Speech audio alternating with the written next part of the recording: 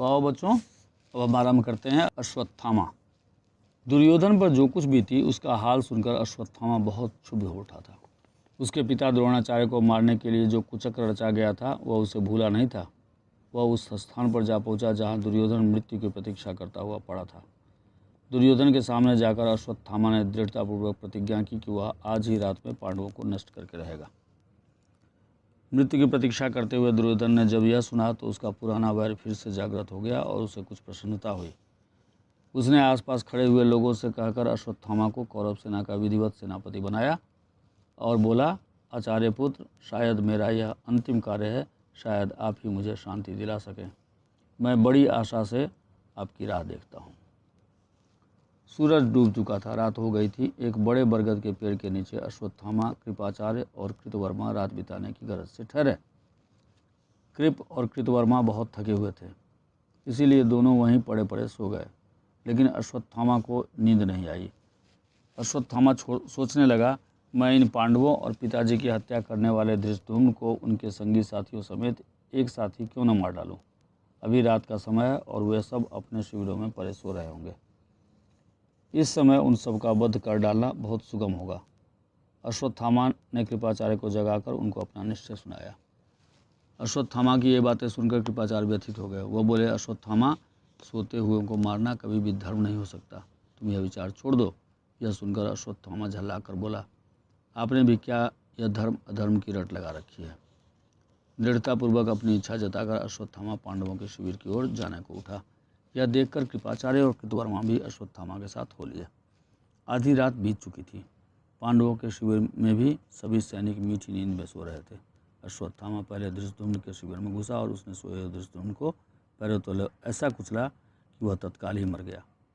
इसी प्रकार सभी पांचाल वीरों को अश्वत्थामा ने कुचलकर भयानक ढंग से मार डाला। द्रौपदी के पुत्रों की भी एक एक करके हत्या कर दी। कृपाचार्य और कृतवर्मा ने भी इस हत्याकांड में अश्वत्थामा का हाथ बटाया। वहाँ तीनों ने ऐसे ऐसे अत्याचार किए जैसे कि अब तक किसी ने सुने भी न थे। उन्होंने वहाँ आग लगा दी। आग भड़क उठी और सारे शिविर में फैल गई। इससे सोए हुए सारे सैनिक जाग गए और भयभीत होकर इधर उधर भागने लगे। उन सबको अश्वत्थामा ने बड़ी निर्दयता से मार डाला। दुर्योधन के पास पहुंचकर अश्वत्थामा ने कहा, महाराज दुर्योधन, आप अभी जीवित हैं क्या? देखिए, आपके लिए मैं ऐसा अच्छा समाचार लाया हूँ कि कर दिया। पांडवों के पक्ष में अब केवल 7 ही व्यक्ति जीवित बच गए हैं। हमारे पक्ष में कृपाचार्य, कृतवर्मा और मैं 3 ही रह गए हैं। यह सुनकर दुर्योधन बहुत प्रसन्न हुआ और बोला, गुरु भाई अश्वत्थामा, आपने मेरी खातिर वह काम किया है जो न भीष्म पितामह से हुआ और न जिसे महावीर कर्ण ही कर सके। इतना कहकर दुर्योधन ने अपने प्राण त्याग दिए। द्रौपदी की दयनीय अवस्था ही कि क्या कहें। युधिष्ठिर के पास आकर वह कातर स्वर में पुकार उठी, क्या इस पापी अश्वत्थामा से बदला लेने वाला हमारे यहाँ कोई नहीं रहा है? शोक विह्वल द्रौपदी की हालत देखकर 5 पांडव अश्वत्थामा की खोज में निकले। ढूंढते ढूंढते आखिर उन्होंने गंगा नदी के तट पर छिपे हुए अश्वत्थामा का पता लगा ही लिया। अश्वत्थामा और भीमसेन में युद्ध छिड़ गया, लेकिन अंत में अश्वत्थामा हार गया। पांडव वर्ष का नामो निशान तक मिट गया होता, लेकिन उत्तरा के गर्भ की रक्षा हो गई। समय पर उत्तरा ने परीक्षित को जन्म दिया। यही परीक्षित पांडवों के वंश का एकमात्र चिन्ह रह गया था। हस्तिनापुर का सारा नगर निस्सहाय स्त्रियों और अनाथ बच्चों के रोने कलपने के हृदय विदारक शब्दों से गूंज उठा।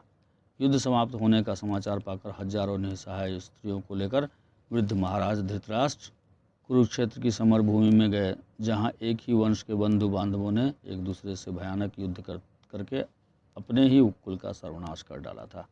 धृतराष्ट्र ने बीती बातों का स्मरण करते हुए बहुत विलाप किया। अब युद्ध का अंत हो गया है। सारे योद्धा मारे जा चुके हैं, यहाँ तक कि इनके सारे बच्चों को भी अश्वत्थामा ने मार दिया और अश्वत्थामा भी भीम के हाथ मार दिया।